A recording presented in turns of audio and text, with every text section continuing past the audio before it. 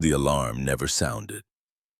Marcus Hayes opened his eyes at 4:36 in the morning, 2 minutes before the phone on his nightstand would vibrate against the particle board.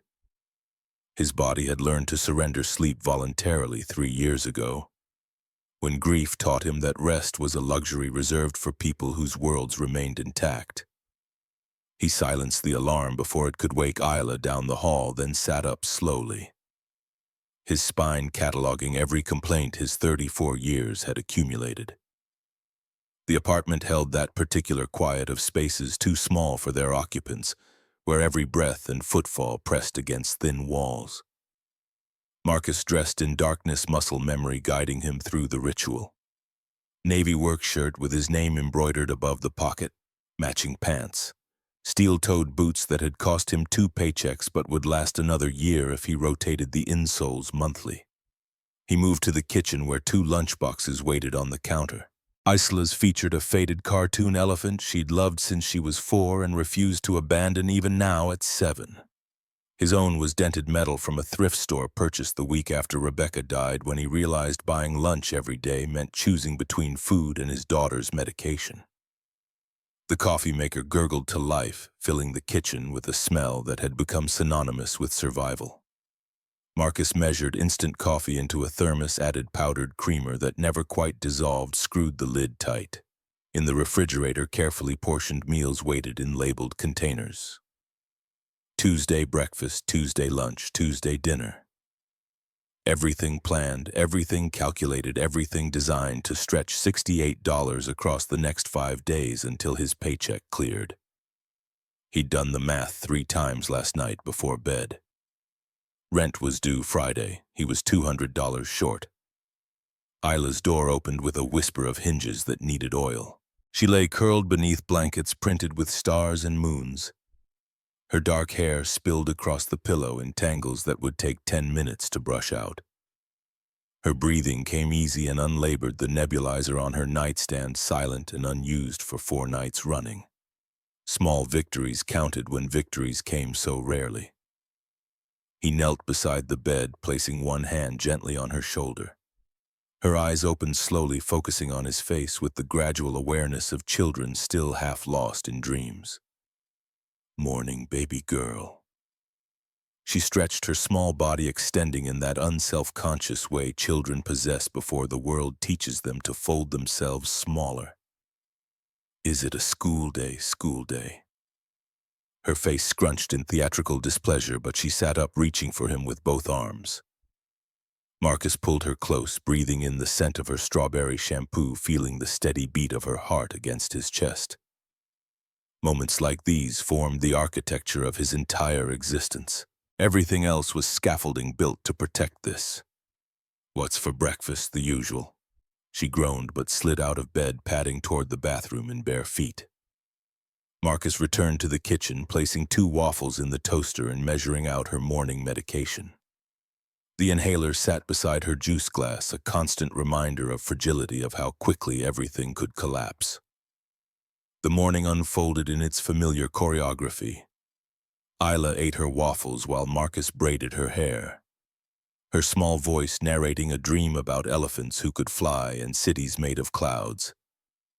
He listened with full attention, asking questions, laughing at her descriptions, storing away each detail in the part of his mind reserved for things that mattered most.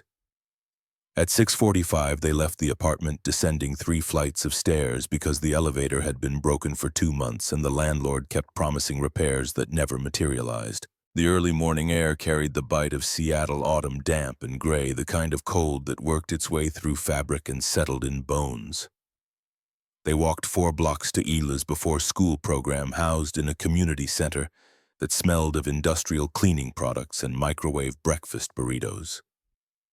Other parents moved through the morning drop-off with varying degrees of consciousness. Marcus knew some of their faces, but few of their names. Parenthood had become a solitary occupation for him, the other adults forming natural partnerships and social groups while he remained perpetually outside the circle. Isla hugged him at the entrance, her arms tight around his waist. "Love you, Daddy. Love you more. Be good. I'm always good. That's my girl." He watched her disappear through the double doors, her backpack almost as large as her torso, and felt the familiar hollow ache of separation. Then he turned toward the bus stop, joining the flow of early morning workers whose wages didn't cover car insurance and parking fees. The number 45 arrived 12 minutes late, packed with the weary and the struggling people whose exhaustion showed in their posture and their silence. Marcus found a space near the rear exit, gripping the overhead rail as the bus lurched forward. Through the window, Seattle passed in a blur of coffee shops and construction sites, tech campuses and homeless encampments. A city that contained both obscene wealth and desperate poverty, often within the same city block. Apex Technologies occupied a 12-story glass and steel structure in the downtown corridor, its architecture designed to project innovation and transparency. Marcus swiped his employee badge at the service entrance, descending stairs to the basement level where maintenance staff began their shifts. The locker room smelled of industrial soap and old sweat. Metal lockers lined concrete walls painted an optimistic shade of yellow that had faded to something closer to resignation. Wendell Brooks was already suiting up, pulling his uniform shirt over a frame that suggested he'd once carried more weight. He and Marcus had started the same week 3 years ago. Two men grateful for jobs that came with health insurance and asked no questions about gaps in employment history. "You look like death. Thanks, you're pretty ugly yourself." Wendell grinned, the expression transforming his tired face into something younger. "I look good. 3 days without the nebulizer. 4 now, actually. That's great, man. Really great." Marcus stored his lunch in his locker and grabbed his equipment cart. The morning checklist waited on his phone. 3rd floor break room, 5th floor conference rooms, executive bathrooms on 12. 6 hours of emptying trash and scrubbing toilets and replacing paper towels, rendering himself invisible while making spaces pristine for people who would never acknowledge his existence. The basement corridor connected to a freight elevator that serviced all 12 floors. Marcus pushed his cart inside, pressing the button for 3. The elevator rose with mechanical groaning that suggested it shared his early morning reluctance. The doors opened onto a floor humming with low energy of people arriving for work, coffee in hand. Conversations already turning toward meetings and deadlines and deliverables. He moved through the break room with practiced efficiency, emptying trash bins filled with discarded coffee cups and protein bar wrappers. Crumbs scattered across the counter revealed someone's hurried breakfast. A spill near the coffee maker had already dried into sticky residue that required scraping with his fingernail. He cleaned it all without judgment or resentment. His mind elsewhere, running through Isla's schedule and calculating when he could afford to replace her shoes. By mid-morning, Marcus had worked his way to the 5th floor, a space dominated by glass-walled conference rooms where junior executives conducted meetings designed to prove their value to senior executives who rarely attended. He was refilling a paper towel dispenser when voices drifted from the nearest conference room. Words carrying clearly through walls built for aesthetics rather than privacy. "The maintenance costs are out of control. We're spending 30% more than comparable buildings our size." One voice, male and aggressive, dominated the discussion. "Where's the analysis on this?" A second voice, younger and uncertain, responded. "Facility says it's normal for a building this age. Normal doesn't mean acceptable. Get me a breakdown by category. I want to see where every dollar is going." Marcus finished with the dispenser and moved on, but the conversation lodged in his mind. 30% higher than comparable buildings. He thought about the floor buffers running on overlapping schedules, lights blazing in empty conference rooms throughout the night, HVAC systems maintaining full climate control on weekends when half the building sat vacant. He thought about inefficiency baked into every system, waste accepted as inevitable by people too busy managing up to notice what was happening at ground level. But he was a janitor. Nobody asked janitors about operational efficiency. The executive floor remained off-limits until afternoon, when most occupants attended meetings or lunches that justified expense accounts. Marcus waited until 1:30 before taking the freight elevator to 12, where the air itself seemed different, cleaner somehow, as if money bought better oxygen. The executive bathroom gleamed with fixtures that probably cost more than 3 months of his salary. He cleaned it anyway, scrubbing marble countertops and polishing chrome until he could see his reflection in every surface. The work was meditative in its repetition, requiring just enough attention to quiet the constant anxiety that formed the baseline hum of his existence. He was emptying the trash when the bathroom door opened. Footsteps clicked across marble, purposeful and certain. Marcus froze, suddenly aware of how his presence might be perceived. Men in positions of power didn't expect to find maintenance workers in executive spaces during business hours. He'd learned to make himself smaller in these moments, to demonstrate through posture and silence that he posed no threat, represented no disruption. The footsteps passed the stalls and stopped directly behind him. "Excuse me." The voice carried authority, softened by something that might have been genuine courtesy. Marcus turned slowly, finding himself face to face with a woman whose photograph hung in the lobby beside the company mission statement. Victoria Langford, CEO, 42 years old according to the business profiles he'd read in waiting rooms.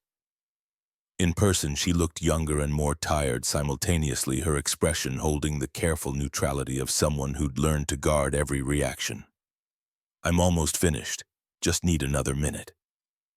"Take your time. I was actually hoping to ask you something." "The floor buffer on 7. It's been making a grinding noise for the past week. Do you know if someone has scheduled maintenance?" The question landed unexpectedly specific and practical rather than critical or dismissive. Marcus relaxed slightly, his professional knowledge overriding his social anxiety. "The belt needs replacing. I submitted a work order 5 days ago, but procurement hasn't approved the purchase yet." Victoria pulled out her phone, typing rapidly. "What's the part number?" Marcus recited it from memory, watching her send the message before returning the phone to her jacket pocket. "You'll have it by tomorrow morning." "Thank you."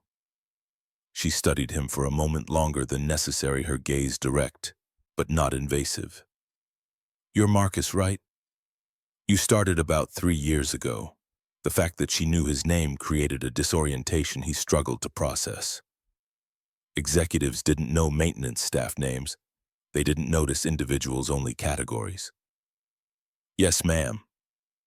Victoria's expression shifted slightly, something that might have been amusement or possibly annoyance crossing her features. "You don't have to call me ma'am. Victoria is fine." She left before he could formulate a response, her heels clicking back across marble and through the door that swung shut with pneumatic precision.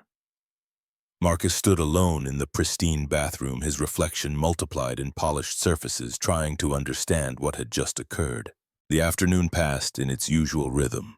More floors, more conference rooms, more spaces rendered clean and functional for occupants who would arrive tomorrow and expect nothing less than perfection. By 4:45, Marcus had completed his basic checklist and started on additional tasks that separated adequate employees from those who might eventually receive raises that outpaced inflation. He was in the main lobby, kneeling beside a coffee spill near the elevator bank, when the afternoon shift changed. The space filled with the flow of people leaving for day, executives and analysts and administrative staff, moving toward the exit in waves, their conversations turning from work to evening plans and weekend preparations. Marcus kept his head down, his mop tracing methodical circles across marble that cost more per square foot than his monthly rent. The executive elevator chimed its arrival. From his position on the floor, Marcus watched polished shoes emerge, recognizing the specific pattern of Victoria Langford's heels. Before his gaze traveled upward, she paused at the elevator threshold, scanning the lobby with practiced assessment of someone cataloging details others missed. Her eyes found him. The moment stretched longer than physics should have allowed. Marcus's hand stilled on the mop handle, suddenly conscious of the picture he presented. 34 years old, kneeling on expensive marble in a janitor's uniform, invisible to everyone except apparently the woman who owned the building. But Victoria didn't walk past. She walked toward him, her trajectory deliberate and unmistakable.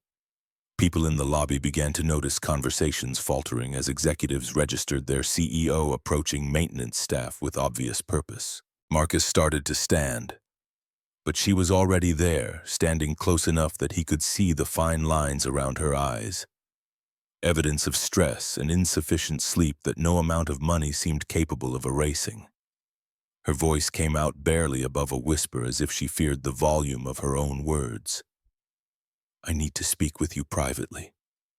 "Not here. Can you come to my office, floor 12, room 1247? Now, please." She didn't wait for an answer, turning and walking toward the main exit, her departure creating a wake of stunned slunts. People stared after her, then at Marcus still kneeling beside his mop bucket, then back toward the elevator where she'd disappeared into the late afternoon light. Whispers began before Victoria had fully exited the building. Marcus heard fragments, pieces of speculation and judgment that would metastasize into narrative within hours. "Did you see that? What was she thinking? He's the janitor. Maybe it's some kind of corporate initiative. No way that was real." Marcus stood slowly, gripping the mop handle for stability. His face burned with a tension he'd spent 3 years avoiding. Every eye in the lobby was on him now, stripping away the invisibility that had been his primary survival strategy. He gathered his equipment with mechanical precision, muscle memory carrying him through actions his conscious mind had temporarily abandoned.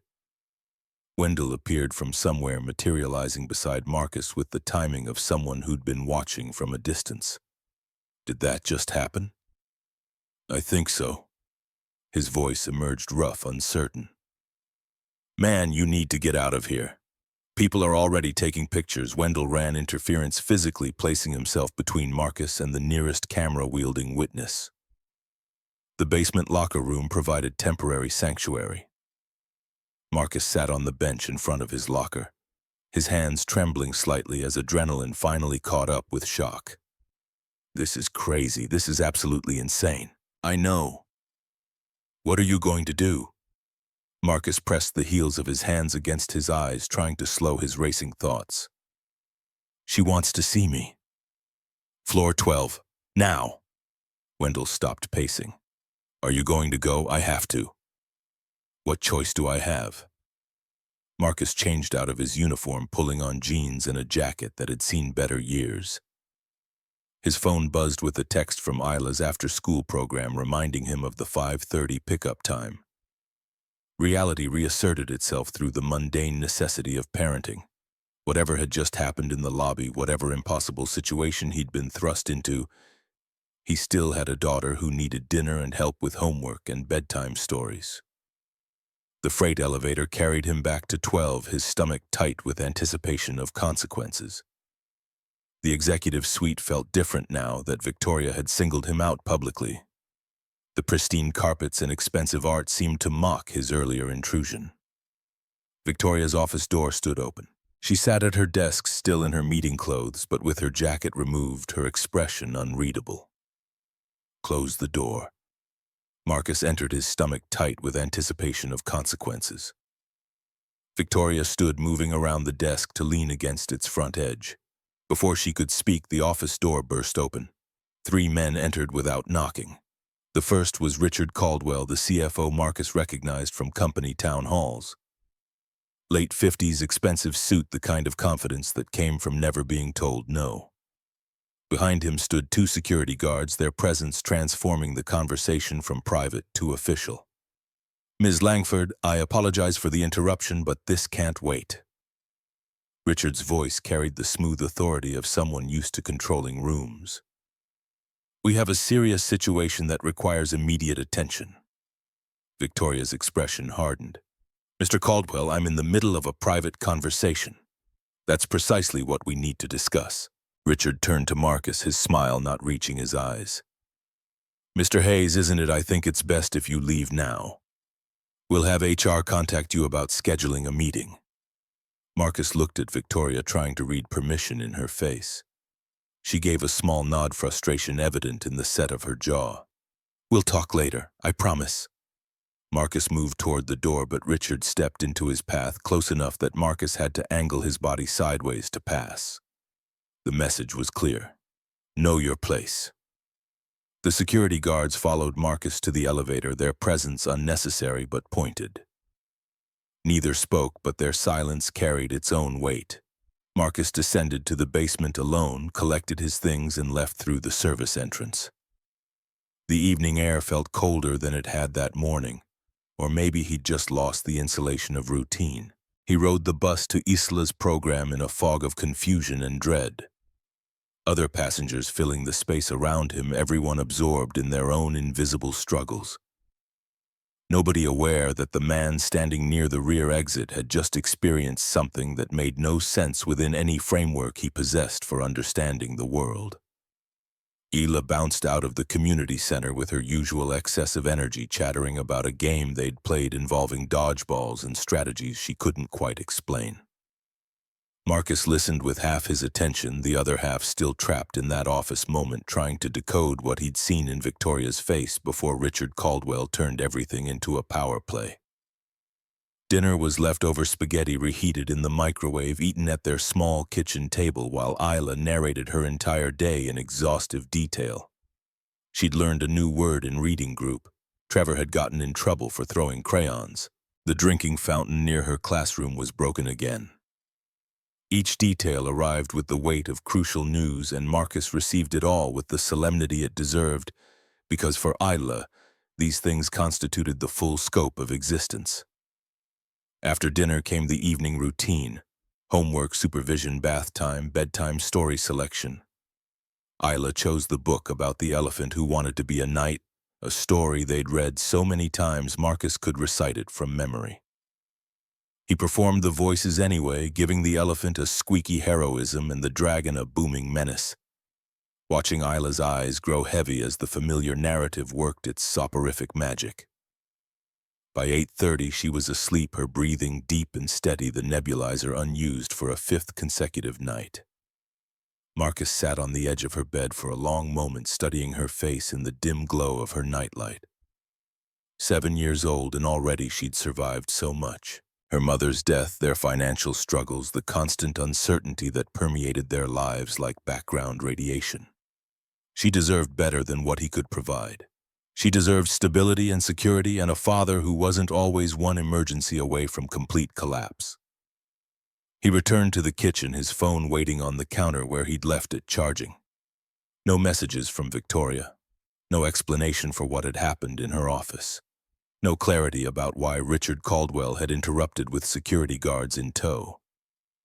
Marcus made instant coffee and sat at the kitchen table, the apartment silent except for the hum of the refrigerator and distant traffic noise filtering through inadequate windows. The mailbox. He'd forgotten to check it after work. Marcus walked down 3 flights of stairs, his footsteps echoing in the stairwell. The metal mailbox yielded its usual collection of advertisements and bills. But one envelope stopped his breath. Red ink. Final notice. Final. He opened it, standing in the building's dimly lit lobby, reading by the light of a fluorescent fixture that buzzed overhead. Outstanding balance: $347, late fee $50, total due $397. Failure to pay within 7 days will result in account being sent to collections. This may affect your credit score and ability to secure future medical services. The bill was from Isla's emergency room visit 6 months ago, when her asthma attack had been severe enough to warrant an ambulance. Insurance had covered most of it, but their deductible meant they owed the remainder. Marcus had been making small payments, $20 here, $30 there, whatever he could scrape together. But he'd missed the last 2 months while paying for new school supplies and winter clothes Isla had outgrown. 7 days.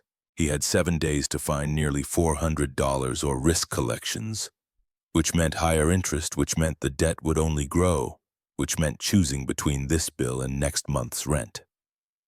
The arithmetic of poverty was simple and merciless. There were never enough resources to cover all necessities simultaneously. You triaged, constantly deciding which crisis deserved immediate attention while others festered. Marcus climbed back to his apartment, envelope clutched in his hand, like an indictment. He sat at the kitchen table and opened his laptop, logging into his bank account with the grim certainty of someone checking the damage after a natural disaster. Checking balance: $68.43. Savings balance $0. Credit card 1 maxed at $1,500. Credit card 2 maxed at $1,000. Credit card 3. $217 available credit, but the interest rate was 24%, which meant borrowing $400 would cost him closer to $500 by the time he paid it off. He could ask Wendell for a loan, but Wendell had 3 kids and his own financial tightrope to walk. He could try to pick up extra shifts, but overtime required manager approval, and his manager had already warned that the budget was tight. He could sell something, but he owned nothing of value beyond his laptop and phone, both of which he needed for work and managing Isla's school communications. He could skip meals, but he'd already cut his food budget to the bone, and malnutrition would only make him less effective at work, which risked the job that kept them housed and insured. The walls of the apartment seemed to press inward, the space shrinking with each impossible calculation. This was the reality of being poor in America, not the romanticized struggle of movie characters who prevailed through grit and determination, but the grinding, soul-crushing mathematics of never having enough, of watching opportunities slip away because you couldn't afford the entry fee, of knowing that one unexpected expense could topple the entire precarious structure you'd built. Marcus thought about Rebecca, about the life they'd planned before cancer revealed plans to be suggestions rather than guarantees. She'd possessed practical wisdom about people and their motivations, a detector so finely calibrated she could assess character within minutes. What would she say about this moment, about the medical bill and Victoria Langford and Richard Caldwell's interruption? The question had no answer, but asking it helped clarify his own thinking.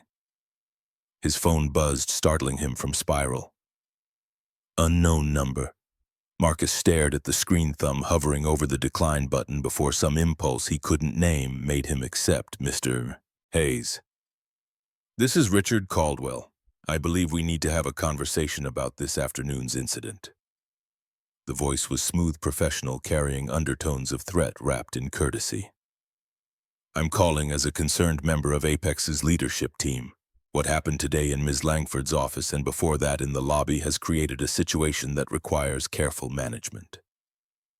Marcus said, nothing waiting. I want to be clear that we at Apex value all our employees equally, but there are protocols, boundaries that exist for good reason. A CEO doesn't summon maintenance staff to her office for private meetings. It creates appearance of impropriety, raises questions about judgment and professionalism. Richard paused, letting the implications settle. I'm not suggesting anything inappropriate occurred, but appearances matter, especially in our current climate. A black man alone in a white female executive's office door closed. I'm sure you understand how that might be perceived. The words landed like acid, burning through Marcus's already frayed composure. For a black man in corporate America, this moment is career death. The thought had formed instinctively when he'd walked in on Victoria that morning, a survival reflex honed by years of navigating spaces where his presence was tolerated but never fully accepted. Now Richard was weaponizing that same fear, using racial dynamics as cudgel to enforce compliance. What do you want? I want to help you, Mr. Hayes. I want to help both you and Ms. Langford avoid an unfortunate situation. Here's what I propose. You submit a voluntary resignation effective immediately. We'll provide 2 months severance pay, continuation of health insurance through the end of the year, and a neutral employment reference. In exchange, you sign a confidentiality agreement stating you won't discuss any interactions with Ms. Langford or any other Apex personnel. Clean break, no hard feelings, everyone moves forward. And if I don't agree, Richard's sigh carried performative sympathy, then I'll be forced to recommend that HR conduct a full investigation into today's incidents. Security footage will be reviewed, witnesses will be interviewed, the media may become involved. These things have a way of getting messy, Mr. Hayes. Allegations fly, reputations suffer, legal bills mount. Even when someone is ultimately cleared, the stain remains. Is that really what you want for yourself? For your daughter? The mention of Isla sent ice through Marcus's veins. How do you know about my daughter? This is a small company in many ways. People talk. I understand you're a single father, that your wife passed away several years ago. Tragic, and I understand your daughter has health issues. Asthma, correct, requires expensive medication, regular monitoring. Losing your health insurance would be catastrophic for her care. Richard let the threat hang in the air, unspoken but crystal clear. So let me ask you plainly, what's more important, your pride or your daughter's health? Marcus gripped the phone so hard his knuckles ached. I need time to think. You have until 9 tomorrow morning.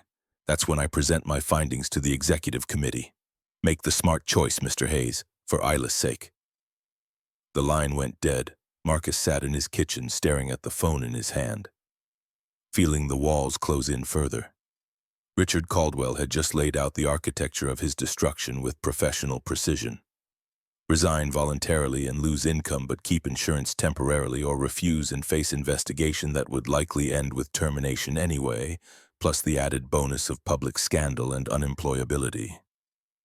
Either path led to ruin. The only difference was speed. He thought about Victoria's face in her office, the way she'd looked at him with something that might have been recognition or respect. Then he thought about Richard's interruption, the security guards, the implication that Marcus's presence in that space was inherently suspicious. The message was clear. Know your place, don't reach above your station, accept the limits society has drawn around you. Marcus opened his laptop again, this time searching for something he barely dared to hope existed. St. Mary's Pharmacy, Seattle, prescriptions 2021. The search returned generic results about the pharmacy's services and hours. He refined it.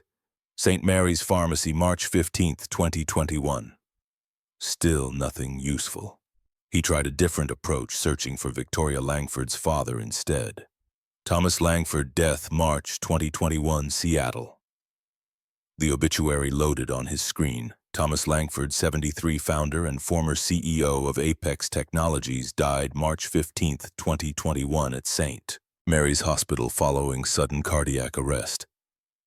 He is survived by his daughter, Victoria Langford, current CEO of Apex Technologies. Services private. In lieu of flowers, donations may be made to the American Heart Association. Marcus checked the timestamp. Article published March 16, 2021 at 6:14 a.m. He searched deeper, finding a news article about the death. Tech pioneer Thomas Langford dies suddenly. The piece included more details. Langford had been admitted to St. Mary's emergency room at 9:23 p.m. on March 15th, complaining of chest pain. He died at 10:47 p.m. despite resuscitation efforts. He was pronounced dead in the emergency department with his daughter, Victoria Langford, at his side. Marcus opened his kitchen cabinet and retrieved the small box where he kept important documents. Birth certificates, social security cards, Rebecca's death certificate. And beneath those, Isla's medical records. He found the prescription bottle from 3 years ago, holding it up to the light. The label was faded but legible. Isla Hayes, albuterol inhaler, 90 mcg, prescribed 03/15/2021, filled 03/15/2021, 11:17 p.m., St. Mary's Pharmacy. The timeline assembled itself with crystalline clarity. Thomas Langford died at 10:47 p.m. Victoria would have been devastated, likely staying at the hospital to handle paperwork and notifications. The hospital and pharmacy were connected, part of the same medical complex. She must have needed something, a prescription for herself perhaps. Or maybe just walking in shock, moving through motions while her brain tried to process the impossible. And at 11:03 p.m. she encountered Marcus begging a pharmacist to let him buy an inhaler he couldn't afford for his daughter who couldn't breathe. Marcus remembered that night with painful clarity. Isla's nebulizer had broken that afternoon. She'd been fine initially, but by evening her breathing grew labored. He'd called the advice nurse, who said to monitor her, but by 10:30 her lips had a faint blue tinge and she couldn't finish sentences. He'd scooped her up and run 4 blocks to the emergency room where they stabilized her with a breathing treatment and prescribed a new inhaler. But the inhaler cost $287 and his credit cards wouldn't clear, and the pharmacist was apologetic but firm. No payment, no medication. Then a woman had appeared, professional clothes, slightly disheveled eyes red from crying, moving with the mechanical precision of someone operating on autopilot. She'd heard Marcus's increasingly desperate pleas and stepped forward without hesitation. "I'll pay for it." Her card went through instantly. She'd left before Marcus could properly thank her, disappearing back toward the hospital wing. That woman had been Victoria Langford. She'd just lost her father, was likely in shock, definitely grieving. But she'd heard Marcus's fear and recognized something in it, some universal terror of losing someone you loved. And she'd acted without expectation of recognition or repayment, simply because she could help and he needed help. Marcus set the prescription bottle on the table, staring at it like an artifact from another life. Victoria Langford had saved Isla's life that night. And now, 3 years later, Richard Caldwell was trying to use Marcus as a weapon to destroy her. The scandal, the security guards, the ultimatum. None of it was about protecting company protocol. It was about power and control and removing obstacles. His phone buzzed again. Another unknown number, but this time a text message. "Resign or tomorrow your daughter sees Daddy on the news. Think about Isla." No signature, but the threat was clear. Someone had escalated from phone call to direct intimidation. Someone wanted him gone badly enough to invoke his daughter by name. Marcus thought about Rebecca, about the promise he'd made at her funeral. Keep Isla safe. Keep fighting. Don't give up. He thought about the medical bills sitting on his counter, the eviction notice that would come if he couldn't make rent, the systematic dismantling of every small security he'd managed to build. He thought about Victoria Langford standing in a pharmacy at midnight paying for a stranger's medication because she understood that some moments transcended money and status and all the artificial hierarchies humans constructed. And he made a decision that was either the bravest or stupidest thing he'd ever done. He wasn't going to resign. He wasn't going to disappear quietly into the night like Richard Caldwell expected. He was going to show up tomorrow morning, walk to floor 12, and tell Victoria Langford exactly who he was and what she'd done 3 years ago. He was going to trust that the woman who'd saved his daughter possessed enough integrity to help him now. It was a gamble with stakes he couldn't afford to lose. But sometimes the only choice was between types of ruin, and he'd rather fall while standing than survive on his knees.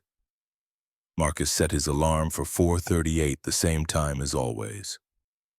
Tomorrow would begin like every other day, with darkness and instant coffee, and the ritual of preparing for another shift. But underneath the routine, everything had changed. He'd crossed a threshold he couldn't uncross, stepped into territory where his presence challenged the natural order of things. For a black man in corporate America, that kind of defiance came with consequences. He just had to hope Victoria Langford remembered the night she'd saved a little girl's life, and that she understood that debt worked both ways. Marcus arrived at Apex Technologies at 6:45 minutes before his shift officially began.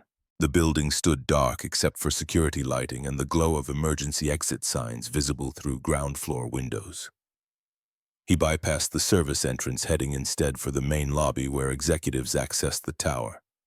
His badge worked on the reader, granting access he technically possessed but rarely used. The marble floor he'd mopped yesterday now stretched empty and pristine, his reflection catching in its surface as he crossed toward the elevator bank. Floor 12. He pressed the button and watched the numbers climb, his heart rate accelerating with each passing floor. The executive suite lay silent, most offices still dark. But light spilled from beneath Victoria Langford's door at the corridor's end. Marcus walked toward it, each step feeling like crossing territory he had no right to occupy. He knocked twice, firm but not aggressive. "Come in." Victoria sat at her desk, still wearing yesterday's clothes, or perhaps she'd never left. Dark circles shadowed her eyes. Papers covered every surface and her laptop glowed with what appeared to be financial spreadsheets. She looked up as Marcus entered, surprise flickering across her face before settling into something harder to read. "You're here early. I need to talk to you, before Richard Caldwell makes his move." Marcus closed the door, despite every instinct screaming that a closed door with Victoria Langford would only make things worse. But some conversations required privacy, and this one would determine whether he still had a job by noon. Victoria gestured to the chair across from her desk. "Sit, please." Marcus lowered himself into leather that probably cost more than his monthly rent. The office smelled of coffee and something floral, an air freshener, or perhaps Victoria's perfume. Through the floor-to-ceiling windows behind her, Seattle's skyline emerged from darkness as dawn approached. "Richard called me last night. Told me I have until 9 this morning to resign voluntarily or face investigation for..." He paused, trying to find words that wouldn't sound absurd. "Inappropriate conduct with you." Victoria's jaw tightened. "He called you directly at home on my cell. He knew about Isla, knew about her asthma, threatened that losing health insurance would be catastrophic for her care." Marcus pulled out his phone, navigating to the call log. "Then I got a text from another number. Anonymous. Told me to resign or my daughter would see me on the news. Show me." Victoria extended her hand. Marcus passed her the phone. She read the text message, her expression darkening with each word. "This is harassment, intimidation. We can file charges against who we don't know who sent it, and Richard would deny making threats. It would be my word against a CFO's." Marcus leaned back, exhaustion making his movements heavy. "For a black man in corporate America, that's not a fight I win. The system's designed to protect people like him, not people like me." Victoria set the phone down carefully as if it might detonate. "I watched the security footage from yesterday morning. All of it. You knocked on my office door twice. The door was ajar because the electronic lock malfunctioned. You entered respectfully, backed out immediately when you realized your mistake, apologized. There was zero inappropriate conduct. I know that. You know that. But Richard's betting that optics matter more than truth. Black maintenance worker, white female CEO, closed office door. Even if I'm cleared, the accusation sticks. I become unemployable." Victoria stood pacing to the windows. Outside, the city continued its slow awakening, cars beginning to populate streets, lights flickering on in distant buildings. She pressed one hand against the glass, her breath fogging the surface. "I need to tell you something. About 3 years ago, March 15th specifically." Marcus's pulse quickened. He'd rehearsed this conversation in his head all night, but hearing Victoria approach the topic voluntarily changed the dynamic entirely.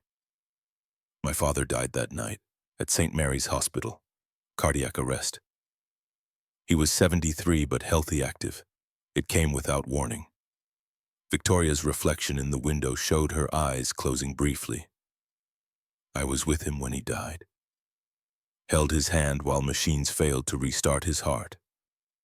Afterward, I had to handle paperwork, notifications, 1,000 details that feel absurd when someone you love just stopped existing."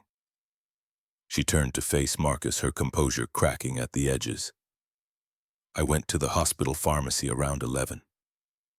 Needed something, I don't even remember what, and I heard a man begging, 'Please, my daughter can't breathe. I don't have the money, but I'll pay you back. I swear I'll pay you back. Just please.'" Marcus felt his throat constrict. "That was me. I know. I looked at you and saw someone fighting to save his child while I'd just lost my father. The universe felt cruel and random and completely indifferent. But I could do something about your crisis even if I couldn't change mine. So I paid. $287. Easier than breathing for someone with my resources." The office held them both in silence for 10 seconds. Marcus struggled to organize thoughts that refused to arrange themselves logically. "You saved Isla's life that night. The inhaler kept her stable until morning when we could get her regular doctor. If she'd gone another hour without it, she would have needed hospitalization, possibly intensive care. I didn't save anyone. I just helped a parent who needed help." Victoria returned to her desk but didn't sit, instead leaning against its edge. But now I understand why Richard is pushing so hard. He's not protecting the company, he's protecting himself. What do you mean quarterly audit starts Monday? Board reviews all major expenditures for the past 18 months. Richard handles vendor contracts, approves consulting agreements, manages facilities budgets. If someone were embezzling, they'd need to keep leadership distracted during audit period. Victoria pulled up a document on her laptop, rotating the screen so Marcus could see. I've been reviewing contracts since midnight. There are anomalies, large payments to consulting firms I've never heard of. Marcus stood, moving around the desk to examine the spreadsheet. His maintenance work had taught him to spot patterns, inefficiencies, problems hiding in plain sight. The numbers told a story if you knew how to read them. Quantum Consulting, $2.4 million for strategic services. What services exactly? Victoria opened another file. The contract is vague. Strategic advisory on operational efficiency. But there's no deliverables listed, no timeline, no measurable outcomes. It's essentially $2.4 million for consulting that may never have occurred. Nexus Dynamics, $3.1 million for digital transformation. Marcus scrolled down. Same problem, no specifics. And Pinnacle Solutions, $4.8 million for operational excellence. Victoria's voice carried bitter recognition of her own blindness. I signed off on these. Richard presented them as necessary investments, time-sensitive opportunities. I trusted his judgment because I was focused on product development and market expansion. $10.3 million total. Marcus did the calculation automatically. Over 18 months. That's nearly $600,000 per month flowing to companies that might not exist. Victoria opened a new browser window, typing rapidly. I've been searching corporate registries.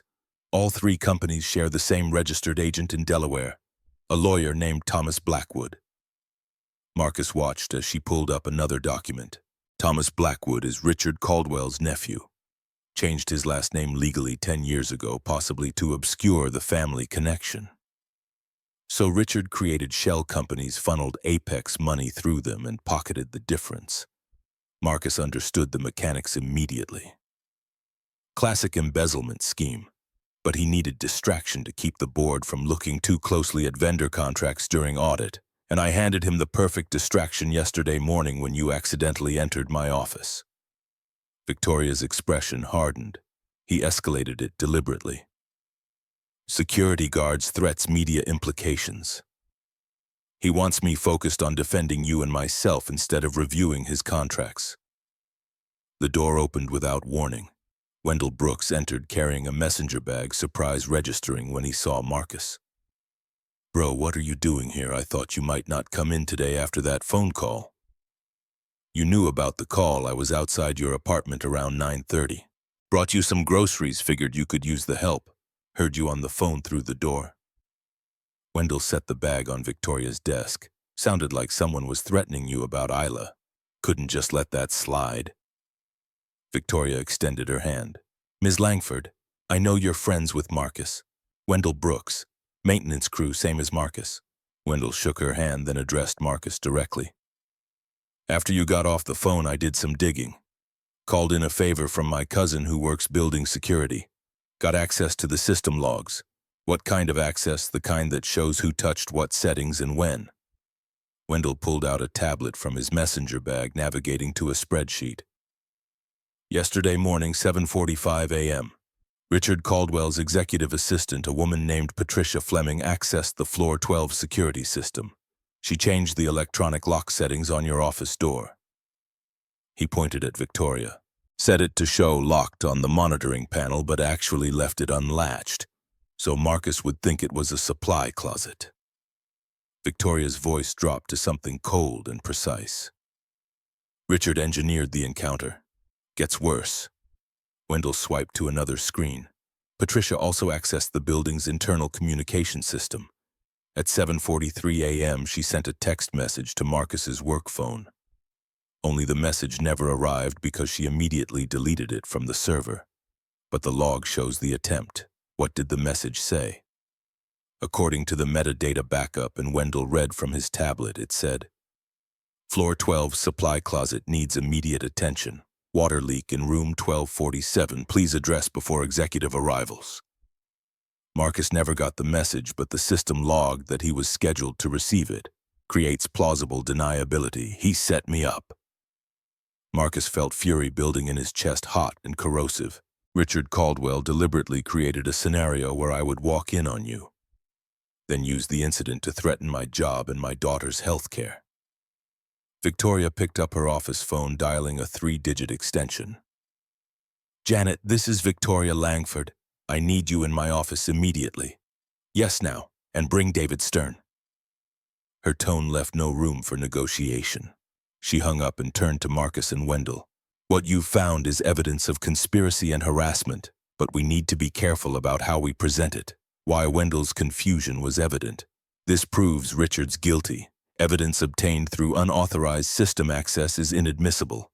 Victoria's legal training showed in her phrasing. If we present this to the board, Richard's lawyers will argue it was illegally gathered. We need him to confess, or we need a legitimate witness. The door opened again.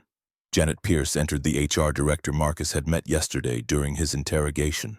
Behind her came David Stern, the company lawyer who'd asked probing questions about his relationship with Victoria. Both stopped short, seeing Marcus and Wendell in Victoria's office so early. Ms. Langford, what's this about? Sit down, both of you. Victoria's command left no ambiguity about who controlled the room. Janet and David took seats, exchanging uncertain glances. Yesterday morning, Marcus Hayes entered my office by accident because the door was unlocked due to malfunction. I've reviewed security footage. His conduct was entirely appropriate. The incident should never have escalated to HR investigation. Janet shifted uncomfortably. We were following protocol for any situation involving potential harassment claims. Who told you to follow that protocol? Victoria leaned forward. Because I explicitly told you Marcus did nothing wrong, yet you offered him a transfer to night shift and implied he should sign a confidentiality agreement. Why would you pressure someone who was clearly innocent? David Stern interjected, his lawyer instincts activating. We were protecting the company from liability. If any accusation were made public, having documentation of our response would demonstrate due diligence. Accusation from whom? I'm the supposed victim, and I said no accusation was warranted. Victoria pulled up the email chain on her laptop, rotating it so Janet and David could read. Yet within 2 hours of the incident, Richard Caldwell emailed both of you with specific instructions about how to handle Marcus Hayes. He referenced legal exposure, racial sensitivity, and recommended immediate administrative leave pending full investigation. Janet's face paled. Mr. Caldwell is CFO. He has authority to raise concerns about corporate risk. He has no authority to override the CEO's explicit statement that no misconduct occurred. Victoria stood, her posture radiating controlled anger. And last night, Richard called Marcus at home, threatened his daughter's health care, and pressured him to resign. That's witness intimidation, and it's illegal. David Stern's expression shifted from defensive to alarmed. Do you have evidence of this contact? Marcus pulled out his phone, playing the voicemail Richard had left after the initial call. The CFO's voice filled the office, smooth and threatening in equal measure. Make the smart choice, Mr. Hayes, for Isla's sake. When it finished, Wendell pulled up the security logs on his tablet. And here's evidence that Richard's assistant manipulated building systems to engineer the encounter in the first place. Wendell displayed the timestamps, the access records, the deleted message meant to lure Marcus to Victoria's office. Janet Pierce looked like she might be sick. This is conspiracy, criminal conspiracy. The office phone rang. Victoria answered with clipped efficiency. Yes, a pause. Tell him I'm in a meeting. Another pause. No, tell Richard Caldwell specifically that I will not see him until the board meeting at 9 a.m. She hung up and checked her watch. 6:53. We have 2 hours and 7 minutes to build an airtight case. David, I need you to prepare a report for the board documenting everything we've discussed. Janet. You're going to review every interaction HR had with Marcus Hayes and prepare a statement acknowledging that company policy was manipulated. What about the embezzlement? Marcus gestured at the spreadsheet still glowing on Victoria's laptop. 10 million in fraudulent contracts. Victoria's expression turned predatory. That's the leverage. Richard thinks he's controlling the narrative with the harassment angle. He doesn't know we've found his financial crimes. We let him walk into the board meeting confident, let him make his accusations, then destroy him with evidence he didn't see coming. That's risky. David Stern pulled out his own laptop, already drafting documents. If he suspects you're on to the embezzlement, he might destroy records or flee. He won't flee. Victoria's certainty was absolute. Richard Caldwell is arrogant. He thinks he's the smartest person in every room. That arrogance makes him predictable. Marcus's phone buzzed. Text message from Isla's school. Emergency contact notification, Isla Hayes experiencing respiratory distress. Please respond immediately. His heart stopped. The text had arrived at 6:41, 12 minutes ago. I have to go. Marcus was already moving toward the door. Isla's having an attack. Go. Victoria grabbed her car keys from her desk drawer. I'll drive. We'll be faster than calling an ambulance. The three of them ran for the elevator, Marcus jabbing the button repeatedly as if frequency could summon the car faster. The descent felt interminable, floors ticking by with mechanical indifference, while his daughter struggled to breathe miles away. Victoria's BMW sat in the executive parking garage, a silver sedan that probably cost more than Marcus would earn in 3 years. He climbed into the passenger seat without questioning the arrangement, his mind entirely focused on Isla. Victoria drove with controlled aggression, navigating morning traffic with the precision of someone who understood that ruse bent for emergencies. She ran 2 yellow lights and took corners faster than safety recommended, but never recklessly enough to cause an accident. Marcus called the school, his hands shaking as he held the phone. This is Marcus Hayes. I got the notification about Isla. What's her status? The school nurse's voice carried practiced calm. She's stable but labored breathing. I've administered her emergency inhaler, but she needs medical evaluation. Can you get here soon? 5 minutes. Marcus ended the call and dialed Wendell. Can you cover my shift? Already on it, bro. Take care of your girl. The elementary school materialized ahead, a low brick building surrounded by temporary classrooms and playground equipment. Victoria pulled into the drop-off zone, ignoring signs about visitor parking. Marcus was out before the car fully stopped, sprinting toward the main entrance. The receptionist waved him through without checking ID, and he followed the familiar path to the nurse's office. Isla sat on the examination table, her nebulizer mask strapped across her face, medication misting with each labored breath. Her eyes found Marcus and tears spilled over, relief and fear mixing on her 7-year-old face. He pulled her into his arms, careful not to dislodge the mask, feeling her small body shake with the effort of breathing. You're okay, baby girl. Daddy's here. You're okay. The nurse consulted her clipboard. Attack came on suddenly during morning assembly. She said her chest felt tight, started wheezing. I got her here immediately and started the nebulizer. She's responding, but I'd recommend follow-up with her regular doctor today. I'll take her now. Marcus looked at the nebulizer. How much longer on this treatment? Another 5 minutes. Then she should be clear to transport.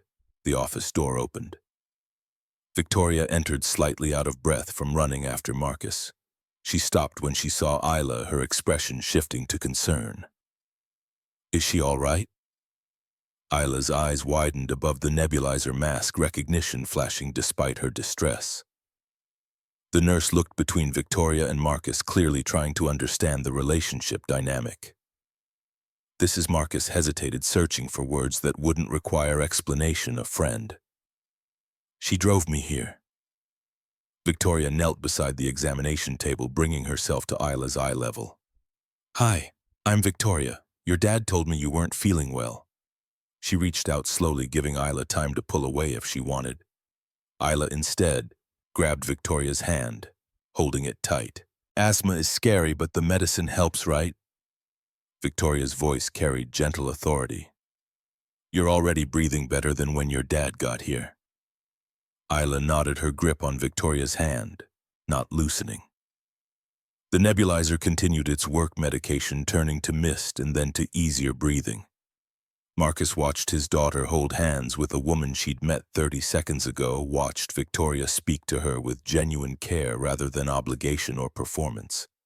Something in his chest unclenched slightly. The nurse's timer beeped. "Treatment complete." She removed the mask from Isla's face. "How do you feel, sweetheart? Better?" Isla's voice came out hoarse but stronger. "Can I go home? Let's let your dad decide." The nurse handed Marcus a printed sheet. "Instructions for follow-up care.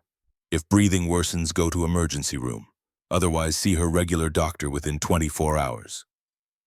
Marcus signed the release form and helped Isla off the examination table. She insisted on walking her pride intact despite the medical crisis. But she kept hold of Victoria's hand, and Victoria didn't let go. They walked to the car together, Marcus carrying Isla's backpack. Victoria carrying Isla's unspoken trust like it was made of glass. The drive back was slower, less urgent. Isla sat in the back seat watching Victoria with open curiosity that made Marcus simultaneously grateful and anxious. His daughter was mapping new territory, building relationships he couldn't control or predict. If Victoria disappeared from their lives tomorrow, Isla would have to process that loss on top of everything else she'd already survived. "Where do you live?" Victoria asked as she navigated residential streets. Marcus gave directions to his apartment. Victoria didn't comment on the neighborhood or the building's visible decay. She parked in the visitor space and helped Isla out of the car without being asked. They climbed 3 flights of stairs together, Isla moving slowly but steadily. Marcus unlocked the apartment, suddenly conscious of how small and shabby it must appear to someone who lived in a penthouse. But Victoria entered without hesitation, her attention focused entirely on Isla. "Where's your room? Let's get you settled." Isla led Victoria down the short hallway to her bedroom. Marcus followed, watching Victoria help Isla onto the bed, adjust pillows, pull the elephant print blanket up to her chin. She moved with practiced efficiency as if she'd done this before for someone else. "You should rest now. Your body worked hard this morning." Victoria brushed hair back from Isla's forehead. "Your dad's going to stay home and take care of you. Are you staying too?" Isla's question held hope and uncertainty in equal measure. Victoria glanced at Marcus, seeking permission. He nodded, unable to articulate why this felt important beyond logic. "I can stay for a little while." Victoria sat on the edge of the bed. "Want to tell me about those elephants?" Isla launched into explanation of her elephant collection, pointing to stuffed animals arranged on shelves and drawings taped to walls. Victoria listened with full attention, asking questions that showed genuine interest rather than polite tolerance. Marcus stood in the doorway, watching his daughter forget her fear. Watching Victoria dismantle her own careful boundaries, watching two people who shouldn't connect finding common ground anyway. His phone buzzed. Text from Wendell. "You good?" Marcus stepped into the kitchen to respond. "Isla's stable, home now, thanks for covering." Another text arrived immediately, this one from an unknown number. "Board meeting moved to 7 p.m.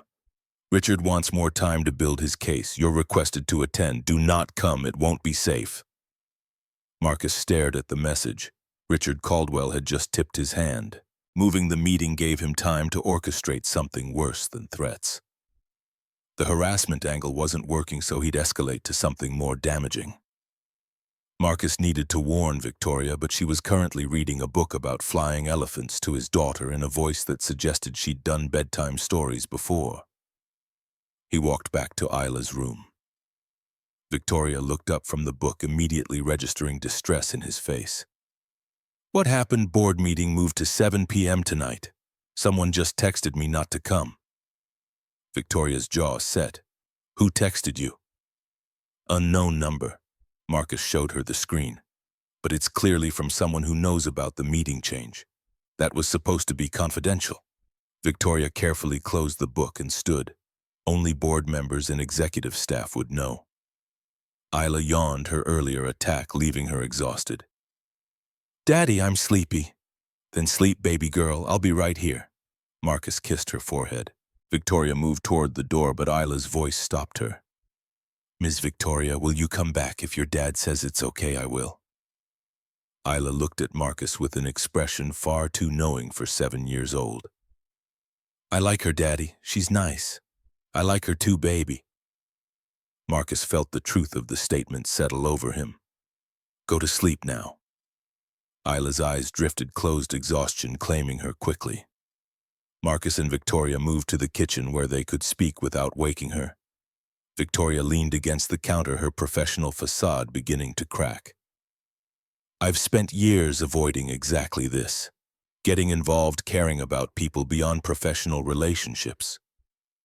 It's safer to stay isolated." "What changed? You did. The pharmacy 3 years ago. I saw you fighting for your daughter, and it reminded me that money means nothing if you're not using it to help people." Victoria met his eyes. "Then yesterday you walked into my office and I realized I'd been noticing you for years. The way you work with dignity even when no one's watching. The way you never cut corners, the way you're invisible to everyone, but I kept seeing you." Marcus moved closer, drawn by vulnerability he hadn't expected from someone so carefully guarded. "I'm still a janitor, still broke, still one crisis away from losing everything, and I'm still CEO, still lonely, still terrified that everyone in my life wants something from me except you who wants nothing." Victoria's voice dropped to whisper. "So what do we do about that?" "We figure out if this is real or just two isolated people grabbing at connection." Marcus reached for her hand.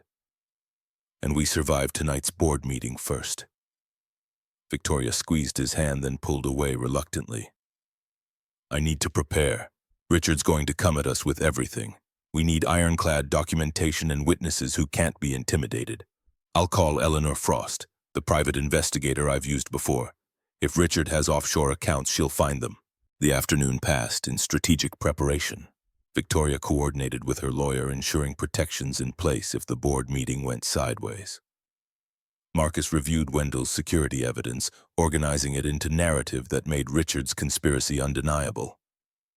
Eleanor Frost called at 3:45 with preliminary findings that confirmed their suspicions. Richard Caldwell had 6 offshore accounts containing nearly $10 million. By 6 p.m. they were ready. Marcus had arranged for Isla to stay with Wendell's family. Victoria had assembled a presentation that would systematically destroy Richard's credibility. They drove to Apex Technologies together, neither speaking much, both understanding that the next few hours would determine whether Marcus kept his job and Victoria kept her company. The boardroom was already occupied when they arrived at 6:52. 18 seats arranged around a massive table, 11 currently filled with board members reviewing documents. Richard Caldwell sat at the table's head, his posture radiating confidence. He smiled when Victoria entered, a predator's expression. "Victoria, thank you for being punctual. I know this has been difficult." His eyes slid to Marcus standing behind her. "Mr. Hayes, I'm surprised to see you here. Mr. Hayes is here at my request." Victoria took her seat at the opposite end of the table from Richard. "He has relevant testimony to provide. I'm afraid that's not possible." Richard's smile didn't waver. "This is a closed board session. Only board members and designated counsel may attend. Then it's fortunate that David Stern is already present." Victoria gestured to the company lawyer sitting 3 seats down. "And I've invited my personal attorney, James Morrison, to observe." James entered the boardroom precisely on cue, carrying a briefcase and the air of someone who billed $600 per hour. Richard's expression flickered with annoyance before resetting to neutral. "Very well. Let's begin. As you know, I've called this meeting to address serious concerns about Ms. Langford's judgment and conduct over the past several days." "Actually," Victoria interrupted, "I've called this meeting to address serious concerns about your judgment and conduct over the past 18 months. The room temperature seemed to drop 10 degrees. Richard's mask cracked slightly, revealing calculation behind courtesy. I'm not sure what you mean. Then let me clarify. Victoria opened her laptop, pulling up the first slide of a presentation that must have taken her hours to prepare. Over the past 18 months, Apex Technologies has paid $10.3 million to three consulting firms: Quantum Consulting, Nexus Dynamics, and Pinnacle Solutions. All three were contracted at your recommendation, approved by you, and paid through accounts you control. Those were legitimate business expenses, strategic investments in operational efficiency and digital transformation. Really? Because I've reviewed the contracts. There are no deliverables specified, no timeline for completion, no measurable outcomes. The presentation advanced to show contract excerpts side by side. These aren't consulting agreements. They're blank checks. Richard's attorney leaned over to whisper something, but Richard waved him off. The specifics were confidential. Market-sensitive information that couldn't be documented in standard contract language. Then perhaps you can explain why all three consulting firms share the same registered agent. Victoria clicked to the next slide, showing corporate registration documents. Thomas Blackwood. Your nephew serves as registered agent for entities that have collectively received $10.3 million from this company. The boardroom erupted. Multiple members began speaking simultaneously, questions overlapping into chaos. Richard stood, his composure finally fracturing. This is slander. You're making unfounded accusations based on coincidence and innuendo. Then let's move past coincidence. Victoria nodded to Marcus. Mr. Hayes, please present your findings. Marcus pulled out Wendell's tablet, connecting it to the boardroom display system. On screen appeared security logs, access records, system modifications spanning 18 months. Yesterday morning at 7:45 a.m. Your executive assistant, Patricia Fleming, accessed floor 12 security systems and disabled electronic locks on Ms. Langford's office, while making it appear locked on monitoring systems. That's absurd. Richard's face had gone red. Why would Patricia do that to create a scenario where I would enter Ms. Langford's office unexpectedly? Marcus advanced the presentation. At 7:43 a.m. Patricia sent a message to my work phone claiming there was a water leak in room 1247 that required immediate attention. She then deleted the message from the server, but system logs recorded the transmission attempt. This proves nothing. Richard turned to the board members. A disgruntled employee with unauthorized access to security systems is fabricating evidence to discredit me. Because I recommended his termination for inappropriate conduct. The inappropriate conduct you engineered. Victoria's voice cut through Richard's bluster. Last night you called Mr. Hayes at home and threatened that if he didn't resign voluntarily, you would ensure he lost his job and his daughter would lose health care coverage for her chronic medical condition. Would you like me to play the recording? She pressed play on her phone. Richard's voice filled the boardroom, smooth and menacing, making threats that sounded insane when played back to an audience. Make the smart choice, Mr. Hayes, for Isla's sake. When the recording ended, the silence felt absolute. Richard's attorney stood. I recommend we suspend this meeting immediately and reconvene after independent investigation. We don't need investigation. Victoria advanced to the final slide. I hired a forensic investigator to trace financial flows from the three consulting firms. She found 6 offshore accounts in Richard Caldwell's name containing $9.8 million deposited over 18 months. Withdrawals show personal expenditures including real estate, luxury goods, and cryptocurrency investments. The boardroom doors opened. 2 federal agents entered, their FBI credentials visible as they approached the table. Richard Caldwell. You're under arrest for wire fraud, embezzlement, and money laundering. One agent began reading Miranda rights while the other produced handcuffs. Richard's face had gone from red to white shock, rendering him motionless as steel circled his wrists. The board members sat frozen, witnessing the implosion of someone they'd trusted with the company's finances. Marcus stood at the periphery, no longer invisible, no longer dismissible. He'd crossed into territory where his voice mattered, where his evidence destroyed careers, where people in power would have to acknowledge his existence. Victoria waited until the agents had escorted Richard from the room before addressing the remaining board.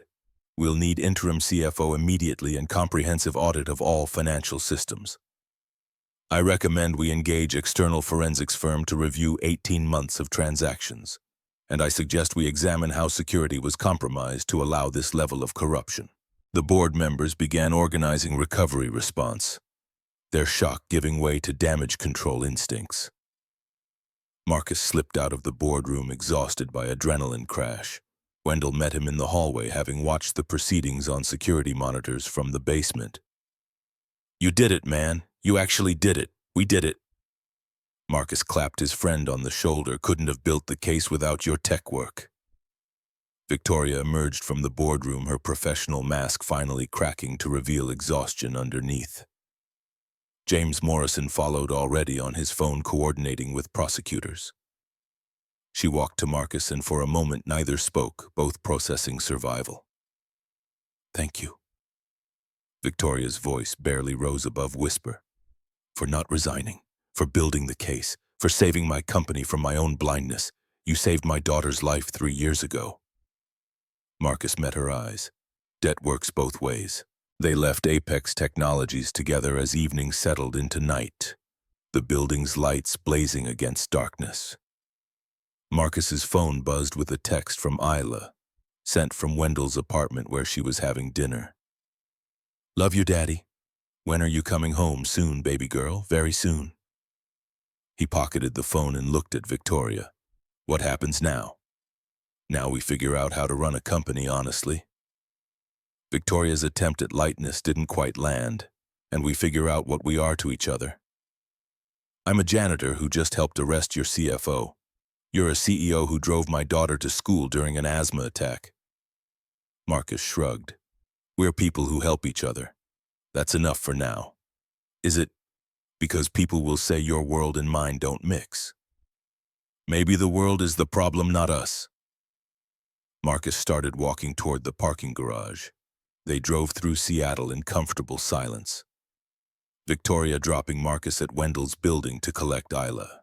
He climbed stairs, feeling lighter despite exhaustion, opened the door to find his daughter safe and laughing with Wendell's kids, and felt gratitude so overwhelming it threatened to undo him. Later, after carrying sleeping Isla home and tucking her into bed, Marcus collapsed on his couch with the strange sensation of having survived something that should have destroyed him. His phone buzzed one last time. Text from Victoria. "Thank you for today, for everything. I don't know what happens next, but I'm glad you're part of it."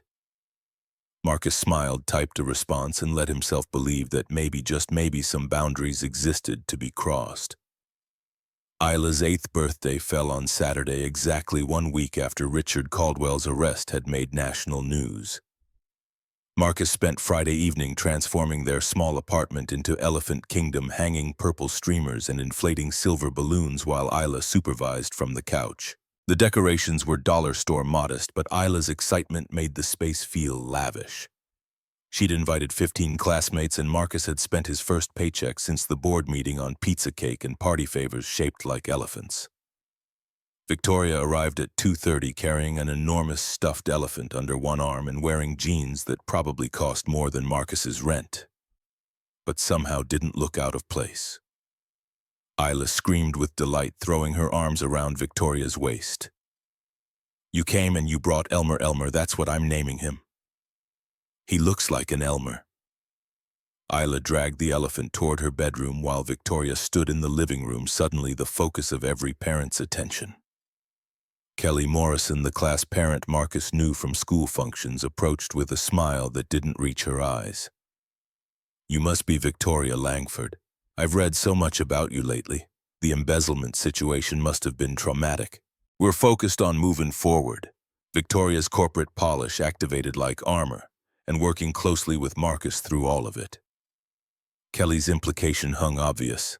"It's wonderful when people from different backgrounds can collaborate professionally, though I imagine maintaining boundaries must be tricky when personal and professional lives intersect." Marcus intervened before the conversation could escalate further. Victoria, can I show you where we set up drinks? He guided her toward the kitchen, feeling the weight of judgment on his back. Sorry about that. Kelly means well, but she's protective of her territory. She thinks I'm slumming.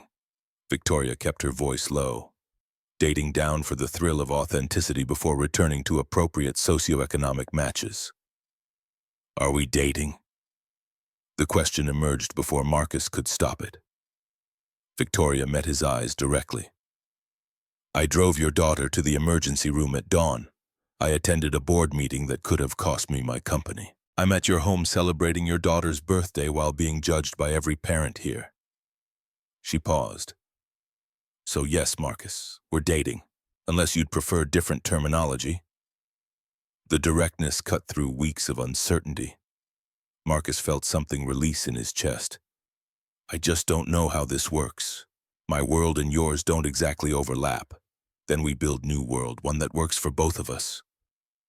Victoria glanced toward the living room where children's laughter echoed. Starting with convincing your daughter's classmates' parents that I'm not villain in this story. The party resumed its chaotic rhythm. Victoria helped cut cake, supervised gift opening, participated in elephant piñata destruction with enthusiasm that slowly eroded the room's skepticism. By 4:15, when parents began collecting exhausted children, several had approached Victoria with curiosity instead of hostility. Kelly was among the last to leave. She paused at the door. I may have been harsh earlier. You seem genuinely invested. I am. Victoria didn't elaborate, simply stated fact. Well, good. Kelly's assessment of Marcus carried new weight. Emma adores Isla, and Isla's been happier lately. Just don't hurt them when this stops being interesting. The apartment felt larger after everyone left. Isla fell asleep on the couch, clutching Elmer, exhausted by joy. Marcus covered her with a blanket while Victoria helped clean up the domestic partnership, feeling both foreign and natural simultaneously. The following days established tentative rhythm. Victoria came for dinner twice, bringing groceries that appeared without Marcus having to ask. She attended Isla's school play, sitting through children's Shakespeare with genuine interest. She met Wendell's family, navigating his wife's cautious welcome. Slowly, carefully, she integrated into Marcus's life. But 3 weeks after the birthday party, Marcus noticed Victoria declining evening invitations, citing work demands. He recognized the pattern because he was creating his own version of distance, protecting himself against inevitable moment when she realized this experiment had run its course. They were pulling away from each other based on unspoken fears neither had courage to examine. Isla noticed. Why doesn't Ms. Victoria come over anymore? She's busy with work, baby girl. That's a lie. Isla's bluntness cut clean. Grown-ups lie when they're scared. You like her and she likes you, but you're both being dumb. It's complicated. Everything's complicated when you're scared. That night, 11:47 p.m. Marcus's phone rang with automated emergency notification from Isla's school. He ran to her bedroom. Isla sat upright, face contorted with effort of breathing, each inhale a visible struggle, lips carrying faint blue tinge he'd learned to fear. He grabbed her emergency inhaler, administered 2 puffs. She sucked desperately, but her breathing didn't ease. Marcus called 911. Then scooped Isla into his arms and ran for the door. The stairwell felt endless. By the time they reached the lobby, Isla's eyes had started closing. A car screeched to halt at the curb. Victoria jumped out.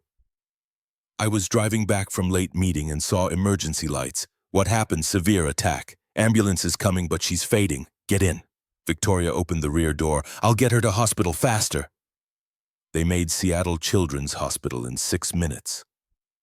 Victoria pulled directly into the ambulance bay. Medical staff responded instantly, rushing Isla into treatment. A nurse intercepted Marcus with questions he answered from muscle memory, while his mind remained frozen on image of his daughter's blue lips. Someone guided him to a plastic chair. Victoria sat beside him, not speaking, simply present, shared gravity rather than empty reassurance.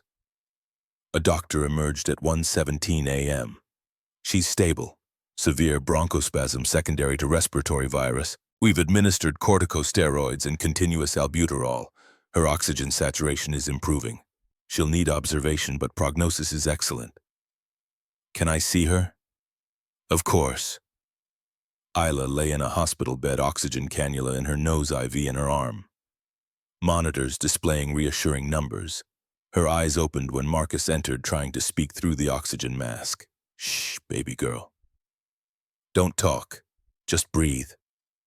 Marcus took her hand. You scared me. She pulled the mask aside briefly. Ms. Victoria came. She did. Wild elephants couldn't keep her away. Remember, Isla's eyes drifted closed. Marcus sat holding her hand, while Victoria stood at the room's periphery, uncertainty radiating from her. You can come closer.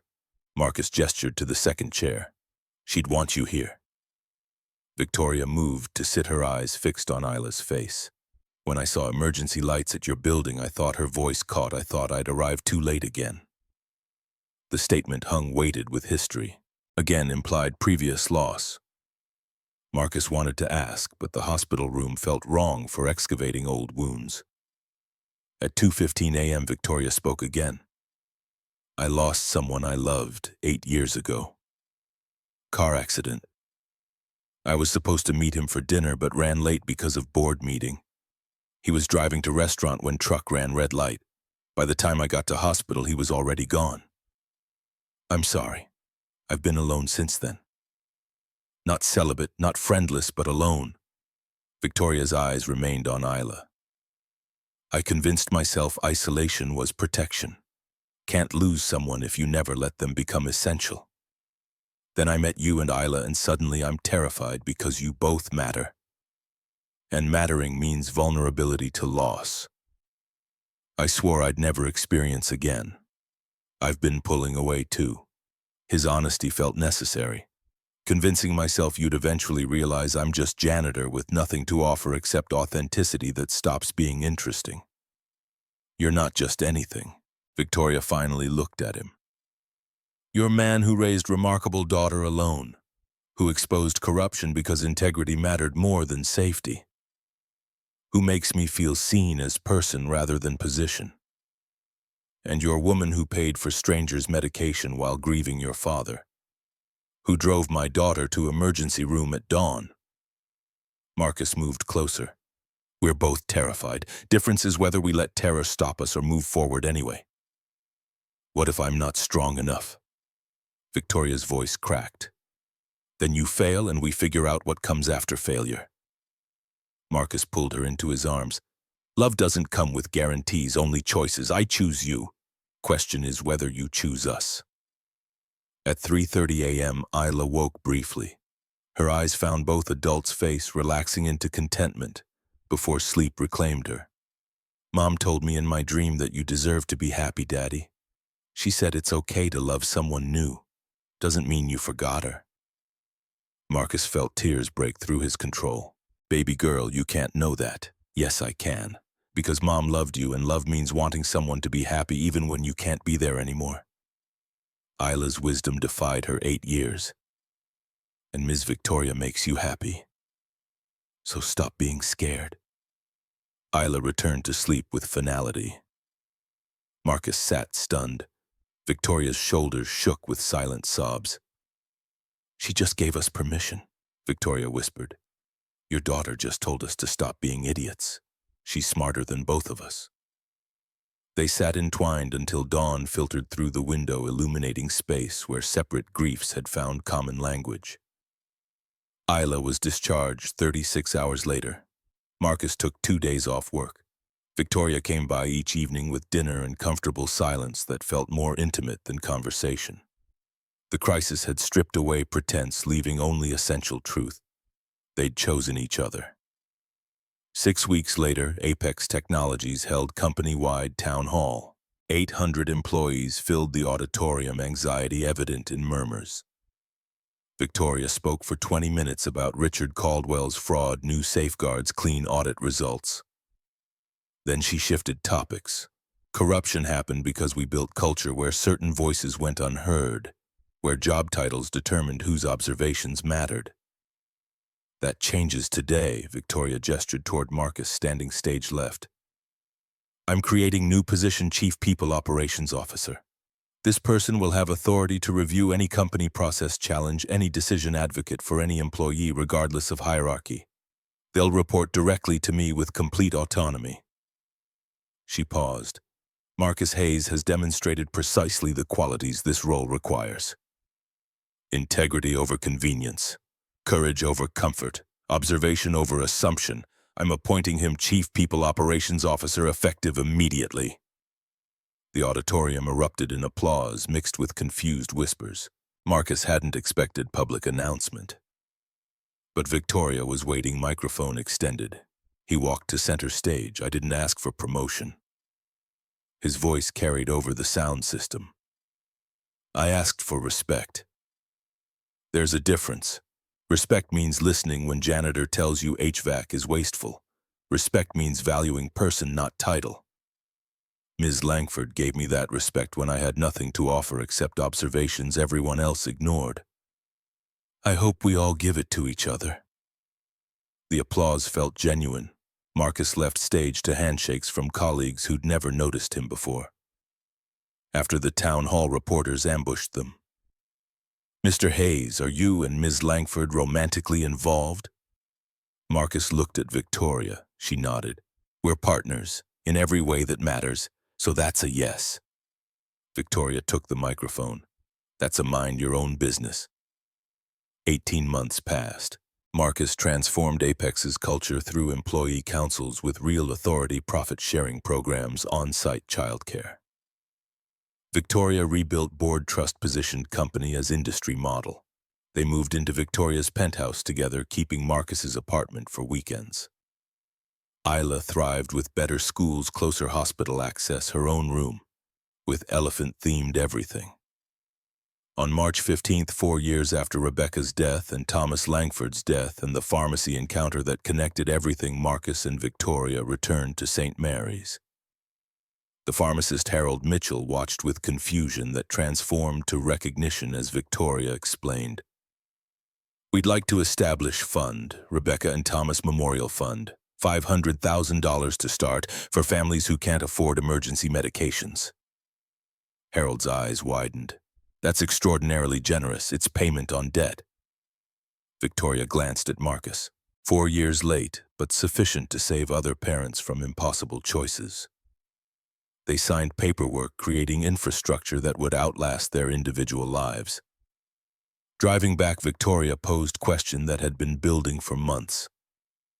The proposal happened same day in the pharmacy parking lot.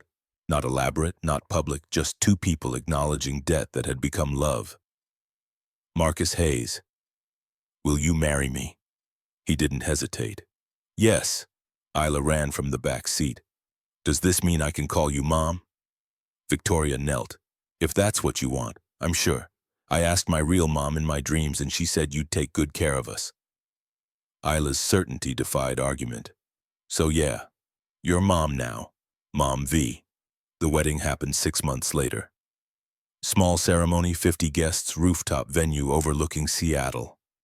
Isla as flower girl in elephant dress. Wendell as best man delivering speech about watching his friend transform from invisible to unstoppable. Marcus's vows focused on gratitude, Victoria's on dignity. They kissed while friends applauded and Isla shouted about finally having complete family. 2 years after that, Marcus stood in Apex's lobby where his transformation had begun. A young maintenance worker knelt beside coffee spill, carefully invisible. Marcus approached slowly. Hey, James, how's your day? James looked up, shocked. Chief Hayes, I'm fine, sir. Don't call me sir, call me Marcus. Marcus knelt beside him. That's not just mess, that's your work. It matters. It's mopping floors, not exactly saving lives. You're making environment functional for 800 people. Without you, building becomes unusable. That's not nothing. Marcus stood, extending hand. And if you have ideas about making this place better, come to my office. I'll listen. Thank you, Chief. Marcus. Just Marcus. He walked toward executive elevator but paused. James, one more thing. The work you do doesn't define your worth. Don't let anyone make you invisible. The elevator carried him to 12 to corner office he still felt slightly uncomfortable occupying. His desk held photographs Isla at 10 more confident than he'd dared imagine. Victoria at Isla's play, both laughing at shared joke. Baby on the way due in 3 months. Victoria appeared carrying coffee. You just mentored our newest janitor. Someone mentored me once. Marcus pulled her down to sit on his lap. Seemed appropriate to pay it forward. They sat looking out at Seattle, a city containing both poverty and wealth, but also containing people who'd crossed boundaries that existed only because society needed stratification, who'd chosen connection over convenience. Isla's school called. She made honor roll, and she wants you at career day next month. Tell her yes, but also tell her titles matter less than how we treat people with no ability to benefit us. Marcus kissed Victoria's temple. That's what I want her to learn. Not that promotion is goal, but that dignity is right. She already knows. You've taught her well. Victoria stood reluctantly. I love you, Marcus Hayes. I love you more. Alone, Marcus pulled out the old prescription bottle from his desk drawer. Isla Hayes, age 4. Albuterol inhaler filled March 15th. 2021, 11:17 p.m. 4 years since stranger's kindness had saved his daughter and set everything in motion. 4 years since he'd been invisible, struggling, certain survival was the most he could hope for. His phone buzzed. Daddy, can we get ice cream after school, Mom? V said yes if you approve. He smiled at easy integration. Of course. Homework first. Deal. Heart emojis, then elephant emoji because some obsessions never fade. Marcus returned bottle to drawer among quarterly reports. Physical evidence that success wasn't about climbing ladders but making sure everyone had ladder to climb. That being seen mattered more than being promoted. That walking through wrong doors sometimes led exactly where you needed to be. Outside his window, Seattle continued its rhythm. People working, struggling, loving, surviving. Some visible, some invisible, all human regardless of paycheck. Marcus had learned that lesson through threat and terror and slow realization that respect was currency more valuable than money. He'd walked through the wrong door and found the right person. And if that wasn't proof the universe occasionally got its arithmetic correct, nothing was.